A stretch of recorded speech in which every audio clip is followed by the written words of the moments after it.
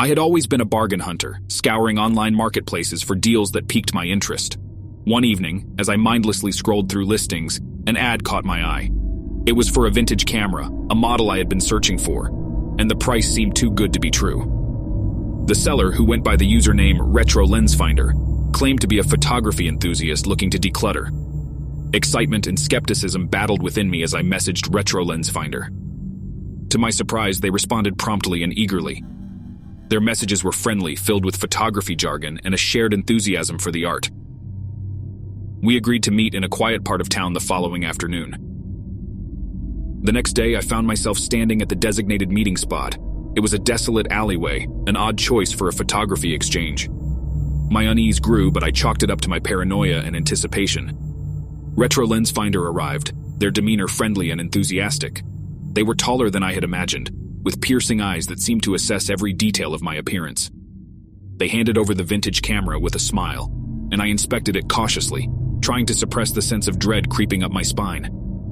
As I examined the camera, our conversation took a darker turn. Retro Lens Finder began to ask personal questions, prying into my life and interests. They seemed too interested, too invested in my answers.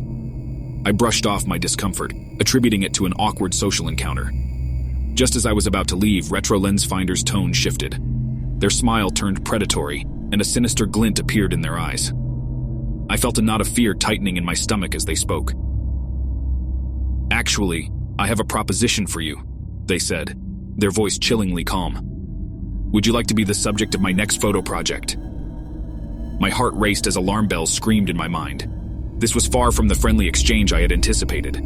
I took a step back, my instincts urging me to flee. But before I could react, Retro Lens Finder lunged forward, a gleaming knife suddenly in their hand. I stumbled back, my heart pounding as I dodged their attack. Panic surged through me, and I sprinted down the alley, their maniacal laughter echoing behind me. I could hear their footsteps chasing after me, fueled by a terrifying determination. I reached the end of the alley, my breath ragged, and burst onto the busy street. Passers-by stared as I gasped for air, my frantic explanation met with skepticism. There was no sign of Retro Lens Finder, and the vintage camera had vanished. Weeks later, the news broke. The police had arrested a man, a seemingly harmless photography enthusiast who had been luring people through online ads and then brutally attacking them. It was Retro Lens Finder. I shuddered as I read the details of his crimes, realizing how narrowly I had escaped becoming his next victim. The encounter left me haunted, reminding me that the digital world can mask the darkest intentions. It taught me to trust my instincts and to be cautious of the connections forged in the virtual realm. As for that vintage camera, it serves as a chilling reminder of the predator I once unknowingly encountered, a reminder that evil can lurk beneath the guise of a seemingly innocent online seller. The flickering glow of my laptop screen illuminated the dark room as I mindlessly scrolled through online listings, searching for a used bicycle. My old one had given out, leaving me in desperate need of a new mode of transportation. Amidst the mundane ads, one particular listing caught my eye. Vintage bike, a ride through history. Intrigued, I clicked on the ad to find a meticulously maintained vintage bicycle with a charming rustic aesthetic. The price was unbelievably low, considering the apparent quality of the bike. The seller, who identified themselves as Cycle Journeyer, had posted an email address for inquiries. Skepticism warred with curiosity, but I decided to take the chance and sent a message. To my surprise, I received a prompt and friendly response from Cycle Journeyer. Their enthusiasm about the bicycle was palpable, and they claimed to be a passionate cyclist looking for a deserving owner. We agreed to meet the following afternoon at a quiet park nestled on the outskirts of town. As I approached the park the next day, I couldn't shake the unease that gnawed at the back of my mind. The sun was beginning to set, casting long shadows that seemed to stretch toward me like fingers of warning. The park itself appeared deserted, save for a lone figure leaning against a tree, a vintage bicycle at their side. Cycle Journeyer matched the online description. A tall, lean individual wearing a worn leather jacket and a weathered cap that shaded most of their face. Their smile was warm, their handshake firm, and their conversation easy as we discussed cycling and the joys of owning vintage bikes. However, beneath their friendly demeanor, there was an undercurrent of something I couldn't quite place. As we examined the bicycle, their questions became more probing, delving into my personal life with an unsettling level of interest.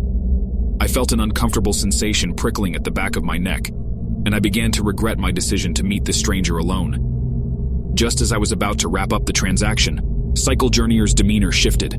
Their eyes, previously warm and engaging, now gleamed with an unsettling intensity. They leaned in close, their voice dropping to a hushed whisper.